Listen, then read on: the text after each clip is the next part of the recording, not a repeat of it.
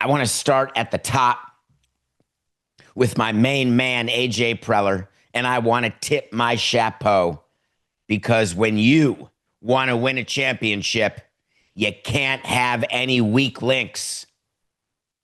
Who would say such a thing? That's not me talking. That's not my voice. What championship team has no weak links? What team has no weak links? You're only as strong as your weakest link. That's an exact quote from AJ Preller after having acquired Mason Miller, JP Sears, Ryan O'Hearn, Ramon Laureano. They didn't trade Dylan Cease. They didn't trade Robert Suarez. Exactly as we told you, you're going to add to your pitching, not take away. Is it a blockbuster getting Mason Miller from the Aths to be a closer, to get a lockdown bullpen? The Mets, the Phillies, the Yankees, the Padres all have lockdown bullpens now. Interesting. When they play each other, someone's going to win.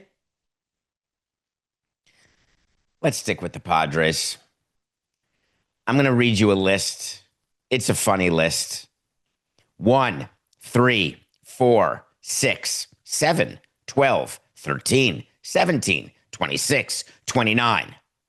Those are the prospects that AJ Preller traded yesterday. All those players are gone. Guess what? Mason Miller, JP Sears, Ryan O'Hearn, Ramon Laureano, Nestor Cortez, Freddie Fermin, Will Wagner. Those are the players who came. You want analysis on whether or not it's an absolute nightmare to have traded one of the top 3 prospects in all of baseball? You want me to tell you that AJ Preller is way too aggressive for having made all these trades? No. I'm the one who tells you prospects. I don't want to win at the minor league level. I want to win at the major league level. You shan't be criticizing somebody for trading away their farm system because as of today, they have a new number 1 prospect and a new number 3 and number 4 and number 6 and number 7 and number 12 and number 13 and number 17 and number 26 and number 29. As of today, they go into the last 50-game marathon saying, it's now a sprint, and that's all we're trying to do. It's already August. In 3 months, we're going to know whether or not we are World Series champions for the first time, and that's our goal. Not just to make it to October, but to win the pennant and win the whole dang thing. I just don't understand the concept of thinking that you can't have a weak link because definitionally, you'll always have a weak link. So what AJ Preller could have come out and said smartly would have been, of course I'm aggressive. You know the type of general manager I've been for years. We bring in players, we let players go, we trade away great prospects, some of whom turn out to be all-stars, some of whom turn out to be nothing.